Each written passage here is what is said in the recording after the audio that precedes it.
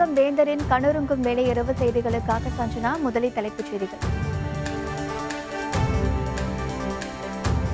Sterlite ஆலை மீதான வழக்கு உச்சநீதிமன்றத்தில் நாளை தீர்ப்பு.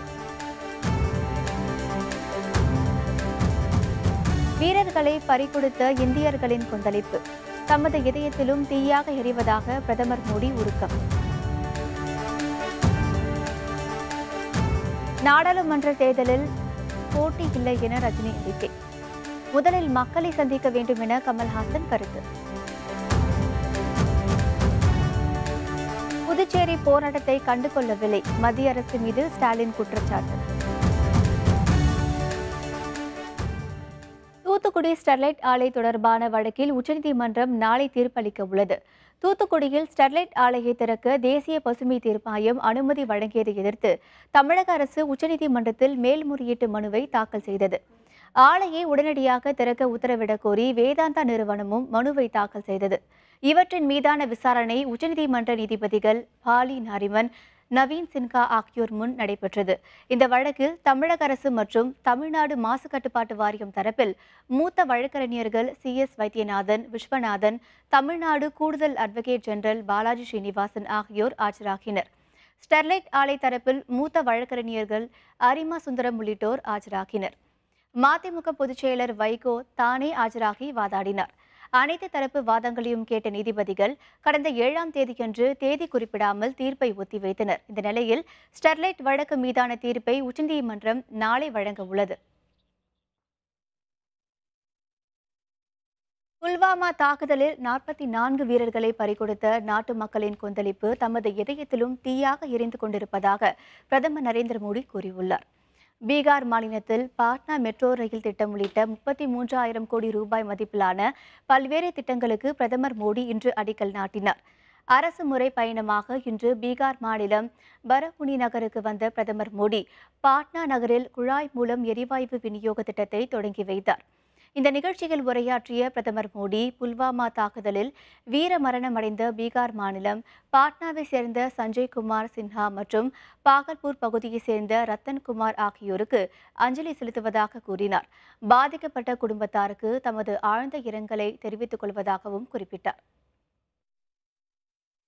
आपके और देशवासियों के दिल में कितनी आग है, जो आग आपके दिल में है वही आग मेरे दिल में भी।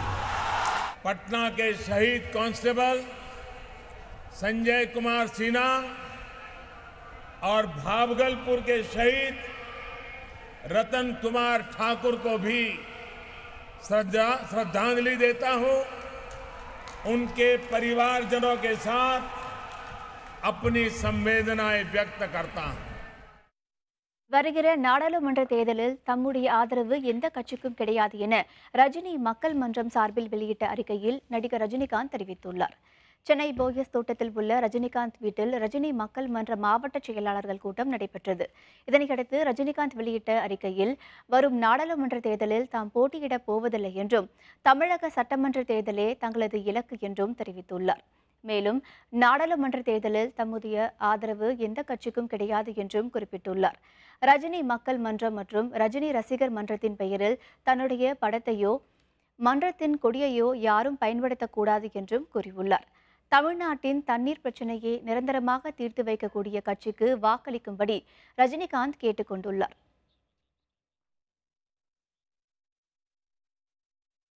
நடிகர் ரஜினிகாந்த் முதலில் மக்களை சந்திக்கட்டும், அதன் பின்னர் தேர்தலை சந்திக்கட்டும் என மக்கள் நீதி மய்யம் தலைவர் கமல்ஹாசன் தெரிவித்துள்ளார்.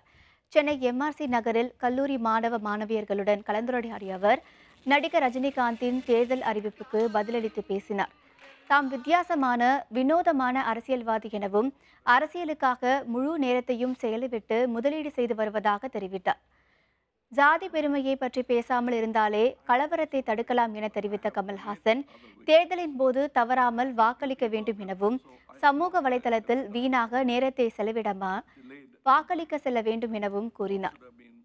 இதை வேற கட்சி வேற ஆரம்பிச்சுட்டு இல்லைங்க நான் அப்படின்னு எண்ணெயெல்லாம் பூசிக்கிட்டு லங்கோட்டியெல்லாம் கட்டிக்கிட்டு மீசையெல்லாம் முறுக்கிட்டு கோதா கிட்ட போயிட்டு இன்னைக்கு இல்லைங்க நான் அப்புறம் நாளைக்கு வரேன்னு சொன்னால் மதிக்க மாட்டாங்க. So there is nothing bold about it because I have decided இதுக்கு தான் வரணும்.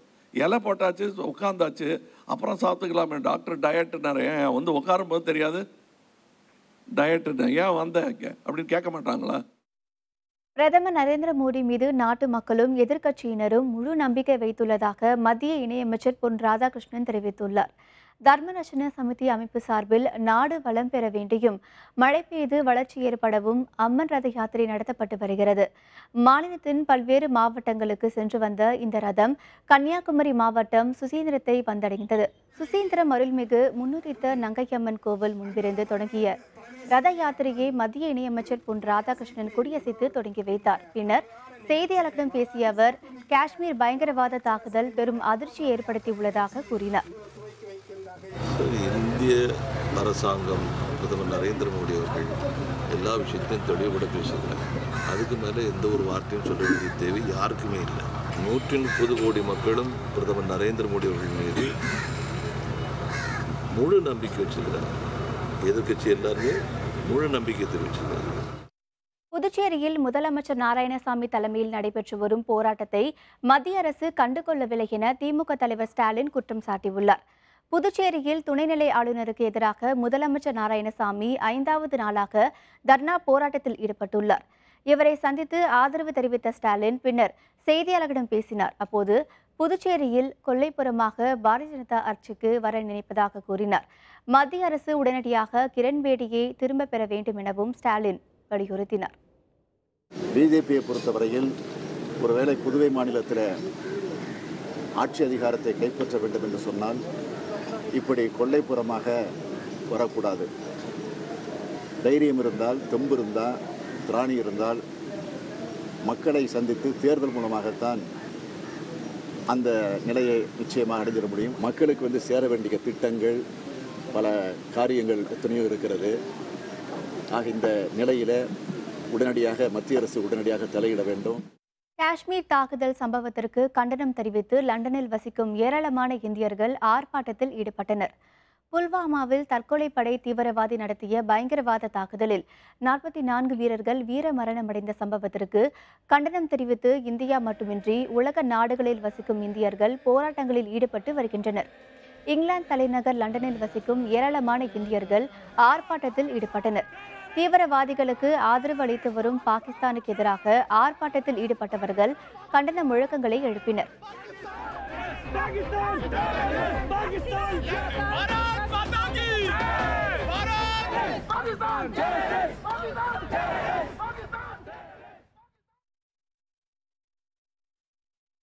ரஜினியின் அறிக்கையால் பாரதிய ஜனதாவுக்கு பாதிப்பில்லை.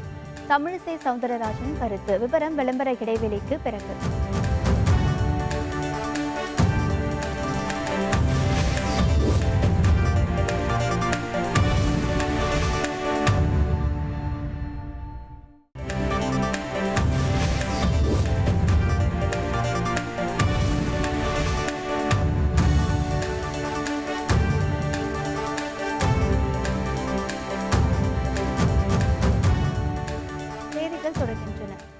மாநில கட்சிகளின் ஆதரவுடன் காங்கிரஸ் கட்சி மத்தியில் ஆட்சியை பிடிக்கும் என மதிமுக பொதுச் செயலர் வைகோ தெரிவித்துள்ளார். மலேசியாவிலிருந்து சென்னை திரும்பிய அவர் விமான நிலையத்தில் செய்தியாளர்களிடம் பேசினார். அப்போது கன்னியாகுமரி மாவட்டத்திற்கு வருகை தரும் பிரதமருக்கு எதிர்ப்பு தெரிவித்து கருப்பு கொடி காட்டப்படும் என்று கூறினார். பிரதமர் மோடி தமிழகத்திற்கு எதிரான திட்டங்களை செயல்படுத்துவதால் எதிர்ப்பு தெரிவிப்பதாகவும் தெரிவித்தார். இலங்கை தமிழர்கள் பொது வாக்கெடுப்பில் பங்கெடுக்க அனுமதி அளிக்க வேண்டும் எனவும் வைகோ குறிப்பிட்டார். இந்திய நாடாளுமன்ற தேர்தலில் மாநில கட்சிகளினுடைய கூட்டமைப்போடு காங்கிரசும் இணைந்து ஒரு ஆட்சி அமைக்கும். அதன் பின்னர் நிச்சயமாக தமிழ்நாட்டுக்கு இவ்வளவு துரோகங்களை நரேந்திர மோடி அரசு செய்திருப்பதால் அவர் மார்ச் 1ஆம் தேதி கன்னியாகுமரி மாவட்டத்துக்கு வரும்போதும் தமிழகத்துக்கு இழைத்த பச்சை துரோகங்களுக்காக எங்கள் கருப்பு கொடி போராட்டம் அறவழியில் நடைபெறும். ரஜினியின் அறிக்கையால் பாரதிய ஜனதா கட்சிக்கு எந்தவித பாதிப்பும் இல்லை என கட்சியின் மாநில தலைவர் தமிழிசை சவுந்தரராஜன் தெரிவித்துள்ளார். சென்னை விமான நிலையத்தில் செய்தியாளர்களிடம் பேசிய அவர், ரஜினிகாந்த் நதிநீர் பிரச்சினைக்காக 1 கோடி ரூபாய் நிதி வழங்கியவர் என கூறினார். காவிரி நதிநீர் பங்கீட்டில் நியாயம் கிடைத்திருப்பது பாரதிய ஜனதா கட்சி ஆட்சியில்தான் என தெரிவித்துள்ள தமிழிசை சவுந்தரராஜன், ராகுல் காந்தி போன்றோர் நதிநீர் பிரச்சினையை எதிர்த்து வருவதாக குற்றம் சாட்டினார். மக்கள் நீதி மய்யம் தலைவர் கமல்ஹாசன் கூறியுள்ள கருத்துக்களை வரவேற்றுள்ள அவர், தமிழகம் இல்லாமல் தில்லி இல்லை எனவும், தில்லி இல்லாமல் தமிழகம் இல்லை எனவும் குறிப்பிட்டிருப்பது சரியான கருத்து எனவும் தெரிவித்தார். என்ன பொறுத்த மட்டில் அந்த அறிக்கை அவரது ஒரு நிலைப்பாடை எடுத்திருக்கிறார், தெளிவான நிலைப்பாடை எடுத்திருக்கிறார். இதில் எந்த விதத்திலும் பாஜகவிற்கு இது எதிராகவோ இழப்பையோ ஏற்படுத்த போவதில்லை.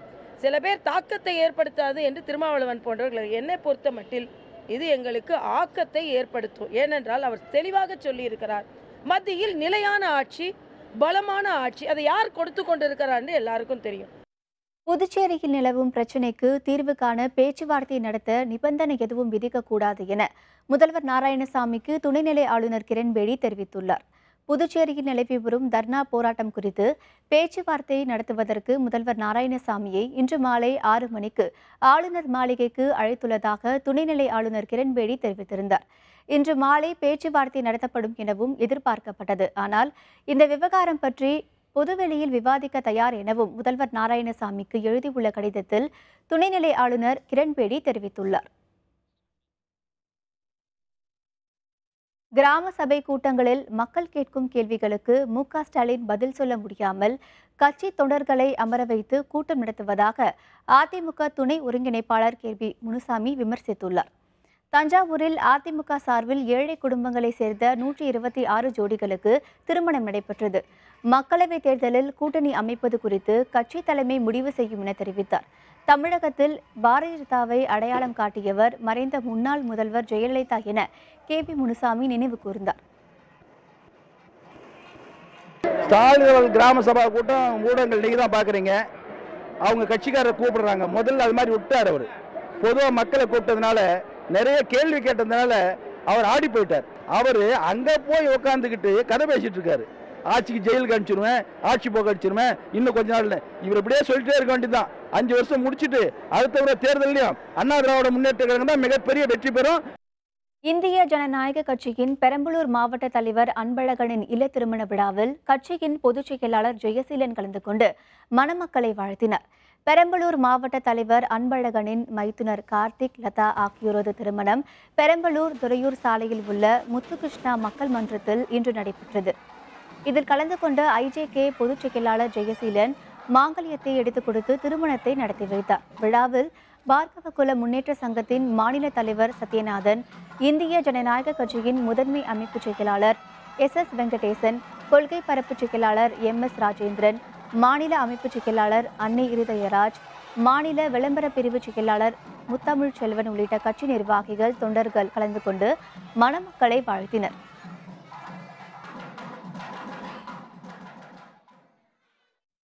பெரம்பலூர் மாவட்டம் வேப்பந்தட்டை அருகே பாளையூரில் SRM பொது மருத்துவமனை சார்பில் நடைபெற்ற இலவச மருத்துவ முகாமில் ஏராளமான பொதுமக்கள் கலந்து கொண்டு பயன்பெற்றனர். இலவச பொது மருத்துவ முகாமை இந்திய ஜனநாயக கட்சியின் பொதுச் செயலாளர் ஜெயசீலன் தொடக்கி வைத்தார். இந்த முகாமில் பொது மருத்துவம், காது, மூக்கு, தொண்டை, எலும்பு முறிவு உள்ளிட்ட பல்வேறு பிரிவுகளில் பொதுமக்களுக்கு பரிசோதனைகள் மேற்கொள்ளப்பட்டன. முன்னதாக இந்திய ஜனநாயக கட்சியின் கொடியை ஜெயசீலனும், பார்கவகுல முன்னேற்ற சங்கத்தின் கொடியை மாநில தலைவர் சத்யநாதனும் ஏற்றி வைத்தனர். இந்த விழாவில் முதன்மை அமைப்பு செயலர் SS வெங்கடேசன், கொள்கை பரப்பு செயலர் MS ராஜேந்திரன், மாநில விளம்பர பிரிவு செயலர் முத்தமிழ் செல்வன், பெரம்பலூர் மாவட்ட தலைவர் அன்பழகன் உள்ளிட்ட பலர் கலந்து கொண்டனர்.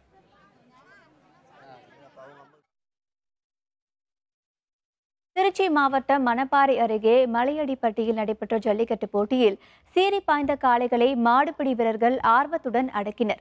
மலையடிப்பட்டியில் உள்ள புனித சவேரியார் ஆலய திருவிழாவையொட்டி ஜல்லிக்கட்டு போட்டி நடத்தப்பட்டது.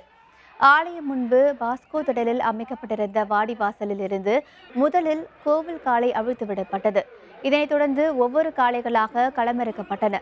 இவற்றை அங்கிருந்த மாடுபிடி வீரர்கள் ஆர்வத்துடன் அடக்கினர்.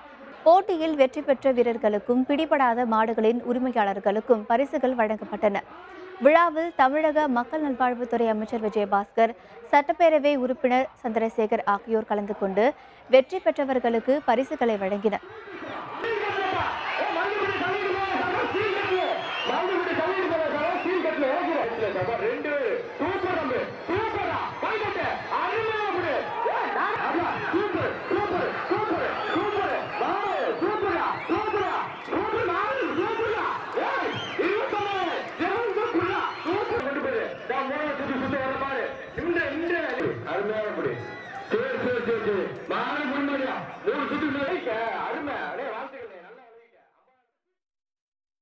கோவை மாவட்டம் செட்டிப்பாளையம் பகுதியில் 500க்கும் மேற்பட்ட மாடுபிடி வீரர்கள் கலந்து கொண்ட ஜல்லிக்கட்டு போட்டியை ஏராளமானோர் கண்டு ரசித்தனர். கோவை மாவட்டம் செட்டிப்பாளையம் பகுதியில் இந்த ஆண்டுக்கான ஜல்லிக்கட்டு போட்டிகள் நடத்தப்பட்டு வருகிறது. அலங்காநல்லூர், பாலமேடு, மதுரை, விருதுநகர், புதுக்கோட்டை, சிவகங்கை உள்ளிட்ட பகுதிகளிலிருந்து 700 காளைகளும் சிறப்பு பயிற்சி பெற்ற 500 வீரர்களும் போட்டியில் கலந்து கொண்டனர். வெற்றி பெற்றவர்களுக்கு கார், இருசக்கர வாகனம், தங்க நாணயம், வெள்ளி பரிசு பொருட்கள் உள்ளிட்டவை வழங்கப்பட்டன. பிடிபடாத காளைகளின் உரிமையாளர்களுக்கும் பரிசுகள் வழங்கப்பட்டன. போட்டியை உள்ளாட்சித்துறை அமைச்சர் SP வேலுமணி தொடங்கி வைத்தார். முன்னதாக காஷ்மீர் தாக்குதலில் வீர மரணமடைந்த வீரர்களுக்கு மௌன அஞ்சலி செலுத்தப்பட்டது.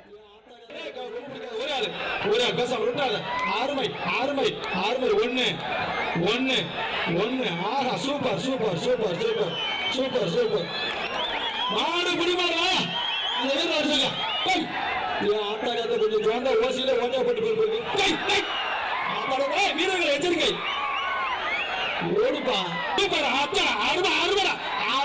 கண்ணன் 2 கிராம் தங்க காசா மாடு வெட்டி வெடிச்சா மாடு வெட்டி வெடிச்சு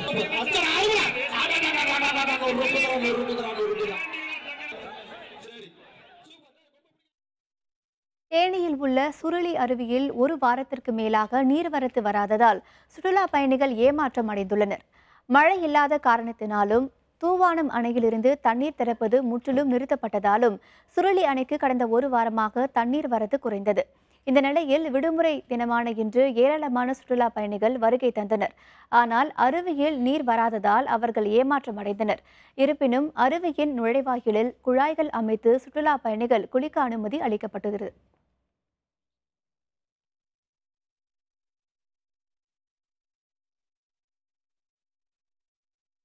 பொதுத் தேர்வில் மாணவர்கள் நல்ல மதிப்பெண் எடுத்து வெற்றி பெற வேண்டி ஈரோட்டில் உள்ள சித்தி விநாயகர் கோவிலில் சிறப்பு பூஜைகள் நடத்தப்பட்டன.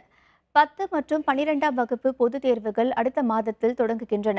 இதனை முன்னிட்டு மாணவ மாணவிகள் தேர்வில் நல்ல மதிப்பெண்கள் எடுத்து வெற்றி பெற வேண்டி ஈரோடு ரயில்வே காலனியில் உள்ள சித்தி விநாயகர் கோயிலில் பூஜைகள் நடத்தப்பட்டன. மேலும் அங்குள்ள மூலவர் ஐகிரீவர் சுவாமிக்கு மஞ்சள், சந்தனம், பால், தேன், தயிர், பஞ்சாமிர்தம் உள்ளிட்ட பொருட்களை கொண்டு அபிஷேகம் செய்யப்பட்டது. பின்னர் மூலவருக்கு புனித நீர் தெளிக்கப்பட்டு பஞ்சமுக விளக்குகள் கொண்டு மகா தீபாராதனை காட்டப்பட்டது. இந்த பூஜையில் மாணவ மாணவிகள் தங்களது குடும்பத்தினருடன் கலந்து கொண்டு வழிபாடு நடத்தினர். அயக்ரீவருங்கிறது ஞானத்தோட ஸ்வரூபம். ஞானானந்தமயம் தேவம் நிர்மல ஸ்படிகாகிருதம் ஆதாரம் சர்வ வித்யானாம் ஹயக்ரீவம் உபாஸ்மஹே அப்படின்னு சொல்லிட்டு அவரோட தியான ஸ்லோகம். தியானத்திலேயே நம்ம அவரை என்னென்னு தியானிக்கிறோம் அப்படின்னா, ஞானத்தை அருளக்கூடிய ஹயக்ரீவரே எங்களுக்கு நல்ல புத்தியும் நல்ல ஞானத்தையும் கொடுங்க அப்படின்னு சொல்லிட்டு தான் வேண்டிக்கிறோம். அதனால ஞானஸ்வரூபி. இனி செய்திகளின் தொகுப்பை காணலாம். எல்லை தாண்டிய பயங்கரவாத செயலில் ஈடுபடும் பாகிஸ்தான் கடும் விளைவுகளை சந்திக்கும் என பாரதிய ஜனதா தேசிய செயலர் H. ராஜா தெரிவித்துள்ளார். காஷ்மீரில் இராணுவத்தினர் மீது நடத்தப்பட்ட பயங்கரவாத தாக்குதலுக்கு கண்டனம் தெரிவித்து பெரம்பலூர் புதிய பேருந்து நிலையம் அருகே பாரதிய ஜனதா கட்சி சார்பில் ஆர்ப்பாட்டம் நடைபெற்றது. இதில் பங்கேற்று பேசிய H. ராஜா, இந்திய இராணுவத்திடம் நேரடியாக மோத முடியாமல் எல்லை தாண்டிய பயங்கரவாத தாக்குதலில் பாகிஸ்தான் ஈடுபடுவதாக குற்றம் சாட்டினார். காஷ்மீரில் பயங்கரவாத தாக்குதலில் வீர மரணமடைந்த ராணுவ வீரர்களுக்கு கன்னியாகுமரியில் பொதுமக்கள் திரண்டு அஞ்சலி செலுத்தினர். கன்னியாகுமரி மாவட்டம் நாகர்கோவிலில் உள்ள நகராட்சி பூங்கா முன்பு மறைந்த ராணுவ வீரர்களின் புகைப்படங்களுக்கு பொதுமக்களும் அரசியல் கட்சியினரும் மலர் தூவி அஞ்சலி செலுத்தினர். அலங்கரித்து வைக்கப்பட்டிருந்த ராணுவ வீரர்களின் படங்கள் முன்பு மெழுகுவர்த்தி ஏற்றி மரியாதை செலுத்தப்பட்டது. காஷ்மீர் தாக்குதலில் வீர மரணமடைந்த வீரர்களுக்கு ஈரோட்டில் IAS தேர்வுக்காக பயிற்சி பெறும் மாணவ மாணவிகள் மெழுகுவர்த்தி ஏந்தி அஞ்சலி செலுத்தினர். புல்வாமா தாக்குதலில் உயிரிழந்த 44 வீரர்களுக்கு தமிழகம் மட்டுமின்றி நாடு முழுவதும் பொதுமக்கள் அஞ்சலி செலுத்தி வருகின்றனர். மரம் வளர்ப்பதை ஊக்குவிக்கும் விதமாக காஞ்சிபுரம் அடுத்த பூநெய்தாங்கல் கிராமத்தில் நூல் மற்றும் குறும்பட வெளியீட்டு விழா நடைபெற்றது. இந்த நிகழ்ச்சியில் இயற்கை ஆர்வலர்கள், கல்லூரி பேராசிரியர்கள் உள்ளிட்ட பலர் கலந்து கொண்டு மரம் வளர்ப்பு, இயற்கை வேளாண்மை உள்ளிட்ட தலைப்புகளில் சிறப்புரை ஆற்றினர். டெஸ்ட் கிரிக்கெட் பந்து வீச்சாளர் தரவரிசை பட்டியல் 13 ஆண்டுகளுக்கு பிறகு ஆஸ்திரேலிய வீரர் முதலிடம். விவரம் விளம்பர இடைவெளிக்கு பிறகு.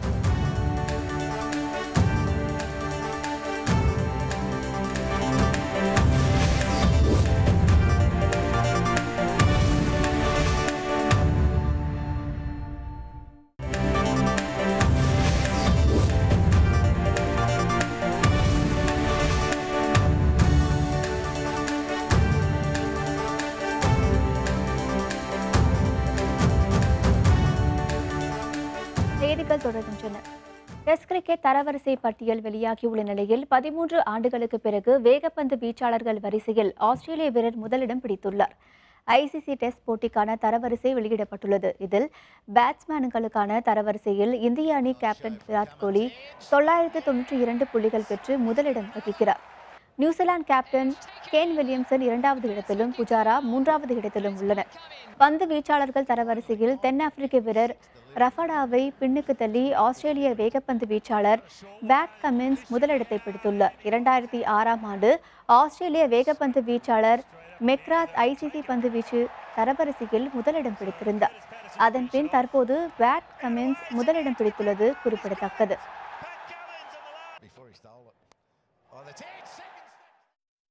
மீண்டும் தலைப்புச் செய்திகள்.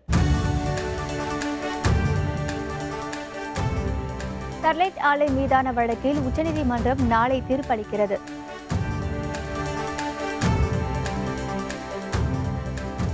வீரர்களை பறிகொடுத்த இந்தியர்களின் கொந்தளிப்பு தமது இதயத்திலும் தீயாக எரிவதாக பிரதமர் மோடி உருக்கமாக தெரிவித்துள்ளார்.